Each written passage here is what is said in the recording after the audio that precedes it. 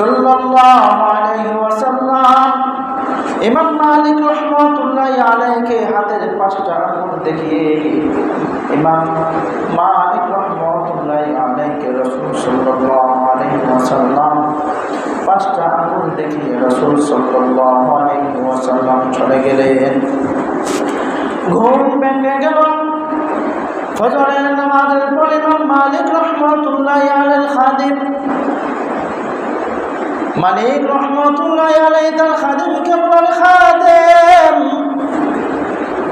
আল্লাহ রাসূল আমাকে ঘুমের মধ্যে 5টা আঙ্গুল দেখিয়ে চলে গেলেন। আমাকে তিনি কোনো কিছু বললেন না। এই 5টা আঙ্গুল দেখানোর উদ্দেশ্য কি? আমার হায়াতে আমি 5 দিন বাঁচব না, 5 সপ্তাহ বাঁচব না, 5 মাস বাঁচব না, 5 বছর বাঁচব, সেটা তো আল্লাহ রাসূল আমাকে বলে যান নাই। হে খাদিম, যাও তুমি এই জমানায় স্বপ্নের সম্রাট ইবনে সিরিনের কাছে যাও, তাকে গিয়ে বলো এক ব্যক্তি এভাবে স্বপ্নে দেখেছেন রাত্রিকালে আল্লাহর রাসূল ঘুমের মধ্যে স্বপ্নের মধ্যে তাকে 5টা আঙ্গুল দেখিয়ে আল্লাহর রাসূল চলে গেলেন, কোনো কিছু বলেন নাই। এই স্বপ্নের ব্যাখ্যা কি? ইমামে মালিক রহমতুল্লাহি আলাইহি খাদিমকে কথা বলে দিলেন, ওরে খাদেম, এই স্বপ্নটাতে আমি ইমাম মালিক দেখেছি, তুমি এই কথাটা ইবনে সিরিনকে বলো না। এবার খাদেম ইবনে সিরিনের কাছে গিয়ে বলে, ও ইবনে সিরিন, এক ব্যক্তি স্বপ্নে দেখেছে আল্লাহর রাসূল স্বপ্নের মধ্যে তাকে 5টা আঙ্গুল দেখিয়ে চলে গেছে, কোনো কিছু বলে নাই, এই স্বপ্নের ব্যাখ্যাটা কি বলো। ইবনে সিরিন বলল, স্বপ্নের ব্যাখ্যা বলবো ঠিক, তবে এই স্বপ্নটা কে দেখেছে ওই ব্যক্তির নাম বলো। খাদেম ডাক দিয়া বলে, যে ব্যক্তি স্বপ্নে দেখেছে সে নিষেধ করেছে তার নাম না বলার জন্য। এবার ইবনে সিরিন বলেন, তুমি যেহেতু স্বপ্নটাকে দেখেছে তার নাম তুমি বলবা না, তাহলে মনে রেখো আমি তোমার এই স্বপ্নের ব্যাখ্যা দিব না। যেহেতু ইবনে সিরিন স্বপ্নের ব্যাখ্যাটা দিচ্ছেন না, এমনভাবে খাদিম ইবনে সিরিনের খেদমত থেকে যখন উঠে চলতে শুরু করলো, পিছন থেকে ইবনে সিরিন ডাক দিয়ে বলে, শোনো শোনো, এই স্বপ্নটা খেয়ে দেখেছে ওই ব্যক্তির নাম তুমি বলো নাই, তবে এই জমানা এই স্বপ্নটা জমানার যুগশ্রেষ্ঠ আলেম ইমাম মালিক ছাড়া আর কেউ দেখতে পারে না। এবার খাদিমকে বলা, গো ইমাম মালিক, ইবনে সিরিনকে বললাম স্বপ্নের ব্যাখ্যাটা কি, স্বপ্নের ব্যাখ্যা বলো। ইবনে সিরিন বলে, স্বপ্নটা কে দেখেছে তার নাম যদি না বলি তাহলে স্বপ্নের ব্যাখ্যাটা বলবে না। আবার যখন আমি স্বপ্নের ব্যাখ্যা না বলার কারণে আমি যখন তার খেদমত থেকে উঠে যাচ্ছি, এমন সময় ইবনে সিরিন পিছন দিয়ে ডাক দিয়ে বলে, এই জমানা এই স্বপ্নটা ইমাম মালিক ছাড়া আর কেউ দেখতে পারে না।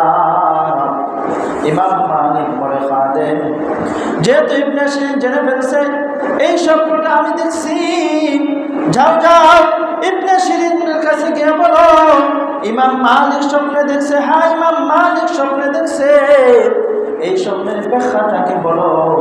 খাদিমকে যখন বলল, ও ইবনে সিরিন, আপনি স্বপ্নটা ইমাম মালিক রাহমাতুল্লাহি আলাইহি দেখছে, স্বপ্নের ব্যাখ্যা কি? এবার ইবনে সিরিন বলেন, আল্লাহ তাআলা এমন 5টা ইলমের জ্ঞান আল্লাহ তাআলা কোনো ফেরেশতাকে দেয় নাই, কোনো নবী রাসূলকে দেয় নাই, কাউকে দেয় নাই। এই 5টা ইলম আল্লাহ তাআলা ছাড়া আর কেউ জানে না। এর মধ্যে একটা হলো মানুষের মৃত্যু কোন জায়গায় হবে, মানুষের মৃত্যু কখন হবে সেটা আল্লাহ তাআলা ছাড়া আর কেউ জানে না। মুহতারাম হাজিরিন, আমার কথার এই ঘটনা বলার মূল উদ্দেশ্য হলো কার মৃত্যু কখন হবে সেটা কেউ জানে না, একমাত্র আল্লাহ তাআলা জানেন।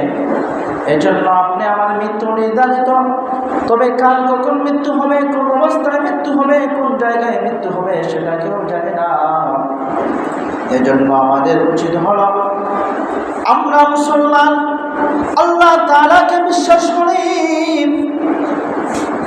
আল্লাহ তাআলার বানানো জান্নাত জাহান্নামকে বিশ্বাস করে যদি মালিকের ইবাদত করে দুনিয়া থেকে বিদায় হতে পারি, তাহলে আল্লাহ তাআলার বানানো শান্তির জায়গা আমাদের জন্য জান্নাত রয়েছে। আর যদি মালিকের নাফরমানি করি, জাহান্নামের শাস্তির মুখ হওয়ার জন্য এমন কাজকর্ম করি, তাহলে আপনাকে আমাকে জাহান্নামে যাইতে হবে। আমরা মুসলমান, আমাদের আখিরাত রয়েছে, জান্নাত জাহান্নাম আমরা বিশ্বাস করি। আমাদের মৃত্যু হবে। দুনিয়ার মধ্যে যত মানুষ, যত ধর্মের মানুষ থাকে না কেন, সকল কিছু নিয়ে ইখতিলাফ রয়েছে। কেউ আল্লাহকে বিশ্বাস করে, কেউ আল্লাহকে বিশ্বাস করে না। কেউ আল্লাহকে বিশ্বাস করে আবার আল্লাহর সাথে মাটি দিয়া মূর্তি বানায়া সেটাকেও পূজা করে।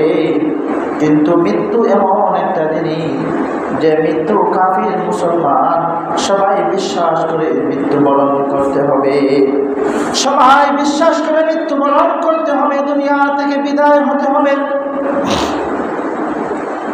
আপনি আমার মৃত্যু কখন হবে সেটা জানি না।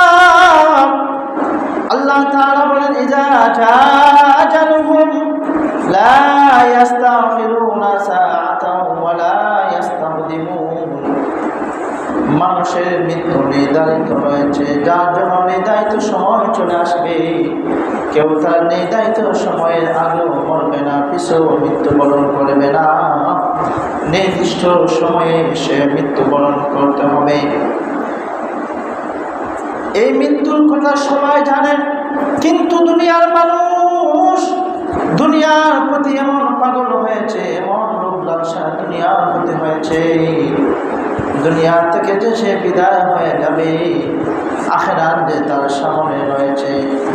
দুনিয়ার 50-60 বছরের হায়াতের জিন্দেগি, ওই হায়াতের জিন্দেগির মধ্যে সুখে থাকার জন্য, শান্তিতে থাকার জন্য মানুষ কতই না কষ্ট করে। কিন্তু মৃত্যুর পরে এমন একটা জীবন মানুষের শুরু হয়, যেই জীবনের শেষ শুরু আছে আর শেষ নাই। এমন একটা সময় চলে আসে যা মৃত্যুর মাধ্যমে জীবনের শুরু হয়, শেষ নাই। 60-70 বছরের হায়াতের জিন্দেগিতে যদি আমি সুখে থাকার জন্য, শান্তিতে, একটু শান্তিতে থাকার জন্য এত কষ্ট করি, এত পরিশ্রম করি, আখিরাতে যে জীবন রয়েছে, যে জীবনের শুরু আছে শেষ নাই, সেই আখিরাতের জন্য